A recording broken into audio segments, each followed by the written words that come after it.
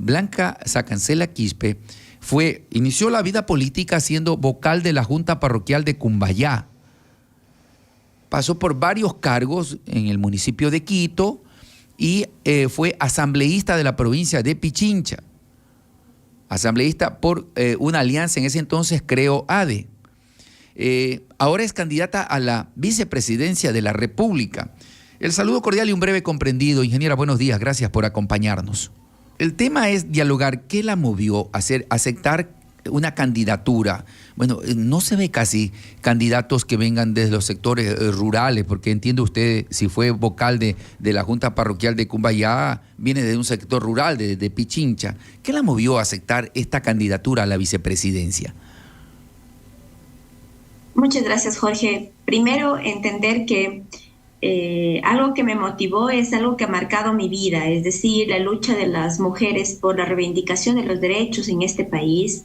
Yo vengo de esa escuela de las mujeres que dieron su vida para que hoy tengamos las mujeres, primero podamos votar, tengamos acceso a la educación y que incluso hoy sea paritaria la conformación de los binomios presidenciales.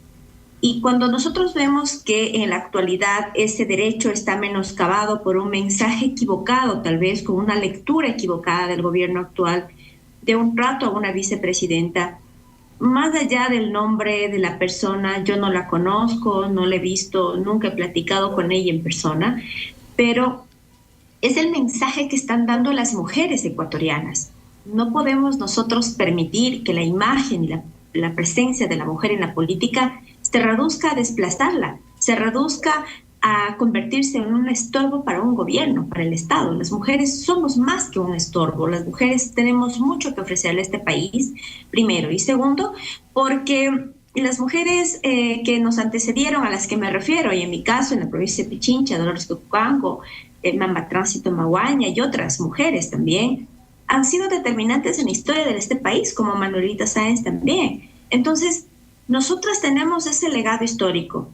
En la vida todos tenemos diferentes opciones y diferentes caminos. Tuve una invitación a participar y encabezar la lista de asambleístas en mi distrito y que tal vez era más fácil y que tal vez incluso puedo llegar con más facilidad, sin mucho trabajo, sin mucha dedicación. Pero esta vida, en este momento en el que estamos viviendo como país incluso, en donde hay esta cultura del facilismo, nos motiva a pensar en que debemos ir más allá. Asumí este reto no solo por mí, sino por las mujeres rurales de este país, por las niñas, por los niños, por las mujeres que dieron su vida para dar un mensaje de que en el campo existe talento, capacidad, preparación, experiencia y conocimiento para aportar a este país. ¿Usted viene del sector rural parroquiana o del sector rural de la ruralidad mismo? No, yo vengo del sector rural, yo soy de la comuna Lumbicí, yo toda mi vida he vivido en la comuna, soy una mujer rural, justamente el día de ayer estuvimos conmemorando el Día Internacional de la Mujer Rural, mi vida la he desarrollado con las organizaciones, las asociaciones de mujeres, los emprendimientos, la economía popular solidaria, entonces usted se ha vivido lo que vive el campesino. El abandono, el olvido de los gobiernos de turno, quizás hasta del propio gobierno de la que usted también fue parte de Lazo.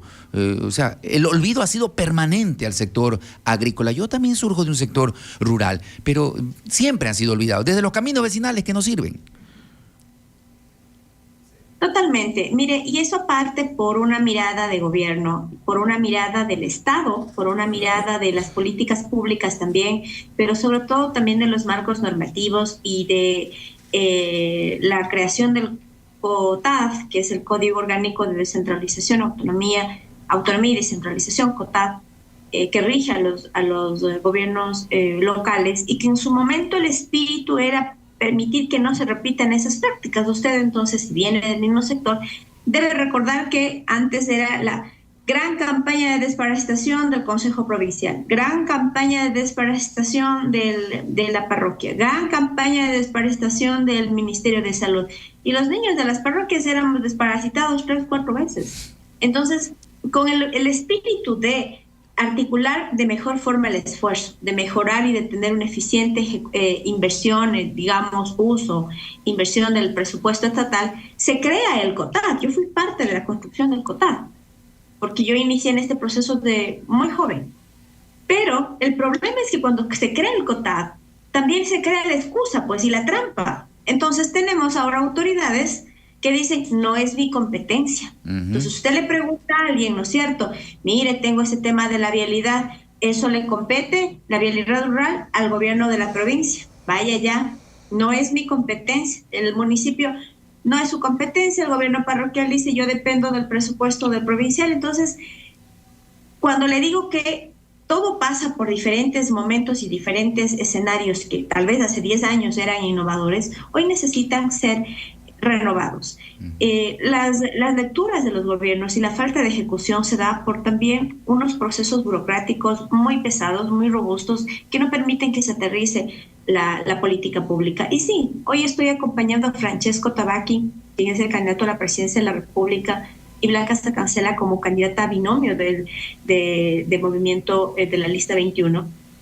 Primero porque Francesco y yo venimos del campo y porque la apuesta de la organización política primero es no traer ni importar candidatos de fuera, sino aprovechar casa adentro los perfiles que existen, darle una mirada y una perspectiva diferente desde la experiencia de ser gobierno precisamente al campo, que es un espacio donde hay mucho potencial, donde hoy podemos pensar en exportar, donde podemos pensar en mejorar la tecnificación y donde vamos a hacer un programa que yo le he presentado y que está en el plan de gobierno, estimado Jorge, que es precisamente la descentralización de los contratos de la alimentación escolar.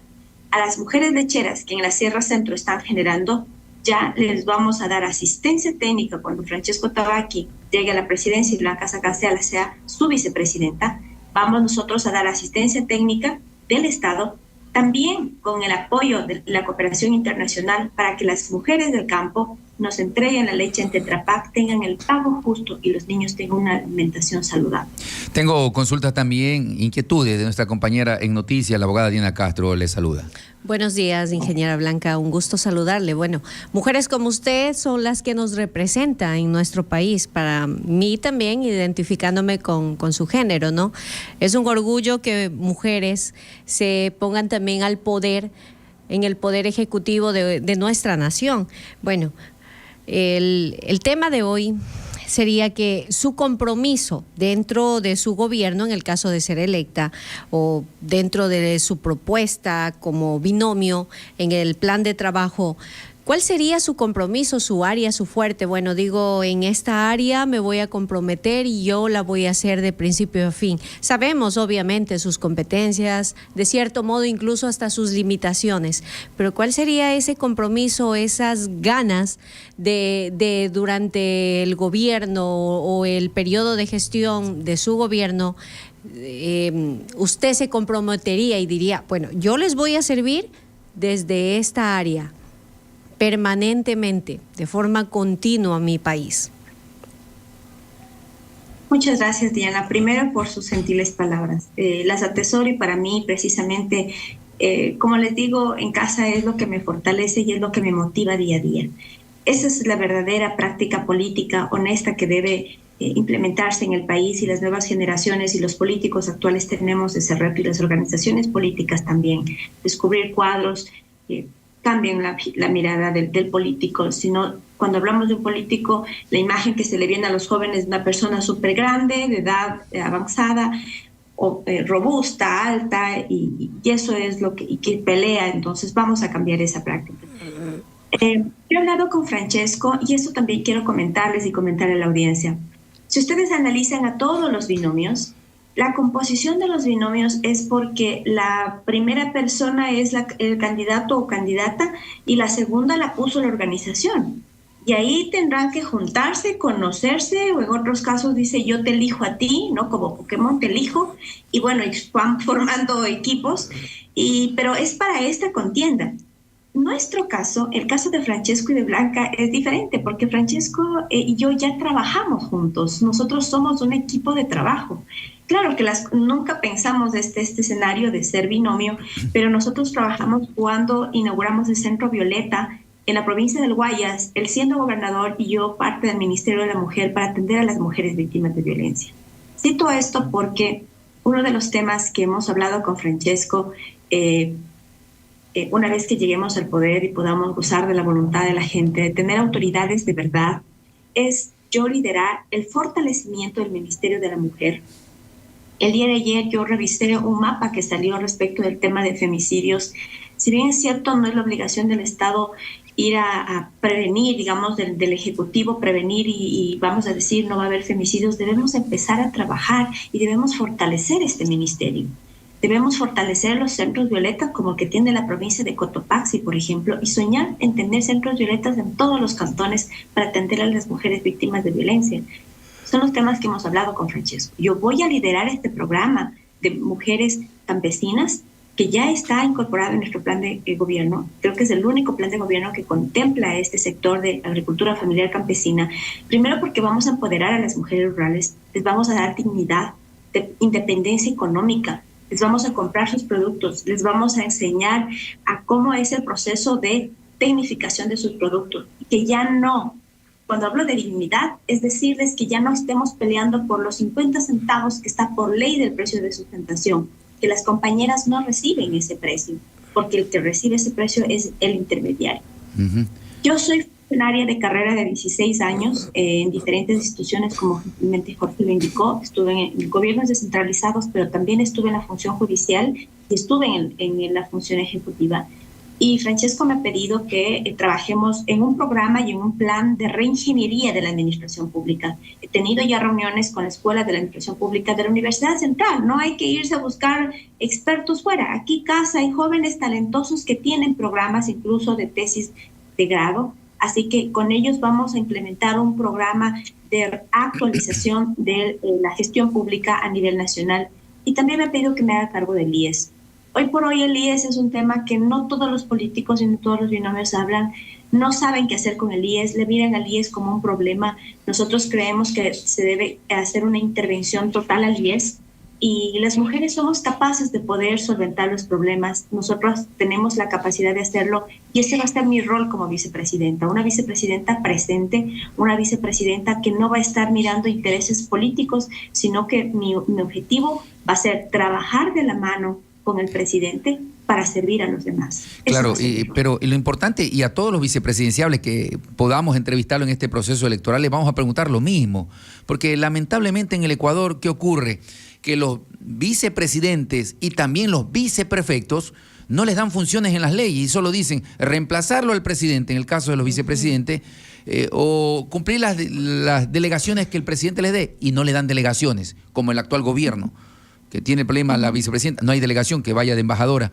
Y así ha ocurrido en varios gobiernos, no solo en muchos gobiernos. Entonces hay que saber de una vez qué le va a delegar. Usted ha dicho claro cuál es el acuerdo, pero la pregunta a la que yo quiero llegar, ojalá a todos les vaya bien, y es el pueblo el que a través del análisis de los discursos y de los mensajes puede decidir su voto, pero también hay acciones que hay que analizarlas. ¿En cuánto le afecta a ustedes el gobierno de Lasso a la candidatura de ustedes? A ver, nosotros, más allá de que nos afecte o no nos afecte, nosotros tenemos una carta de presentación propia. Y en eso también tenemos un diferenciador de todos los binomios.